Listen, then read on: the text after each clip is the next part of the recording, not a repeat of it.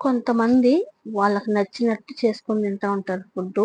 కొంతమందికి చికెన్‌లో గోవాక్ అంటే ఇష్టం. కొంతమంది పాలాక్ అంటే ఇష్టం. నాకైతే పాలాక్ అంటేనే ఇష్టం అని చెప్తాను. ఎందుకంటే అంత బావుంటుందనమాట పాలాక్ ఏసి చికెన్ చేసుకుంటే. నా స్టైల్‌లో సింపుల్‌గా చూపిస్తాను. మీరు ట్రై చేయండి. వీడియో ఎలా అనిపించిందో లైక్ చేయడం మర్చిపోకండి. సరేనా? ముందుగా అయితే 2 కట్టలు పాలాక్ తీసుకొని సన్నగా కట్ చేసి క్లీన్ చేసి పక్కన పెట్టుకున్నాను.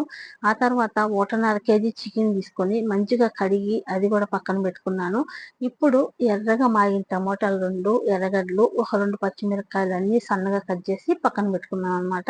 ఇప్పుడు ఒక బాణట్లో పెట్టుకొని సరిపినంత ఆయిల్ వేసుకొని చికెన్‌లో కొంచెం ఆయిల్ ఎక్కువే పడతది కాబట్టి కొంచెం ఎక్కువ వేసుకున్నాను.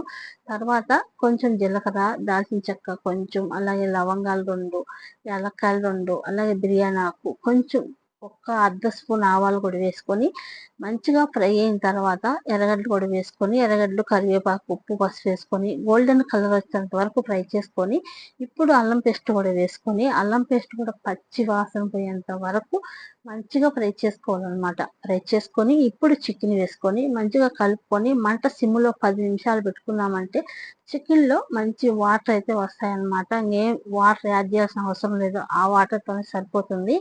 ఇప్పుడు చూసారుగా 10 నిమిషాలు మూత పెట్టి తీస్తే ఇలా వాటర్ అంతా వచ్చింది. ఇప్పుడు దీంట్లో మనం కట్ చేసుకున్న టమోటాలు, అలాగే పాలాకు కూడా వేసేసుకొని మళ్ళీ మూత పెట్టుకొని ఒక 10 నిమిషాలు వదిలేసామంటే మంచిగా ఉడికిపోద్దనమాట.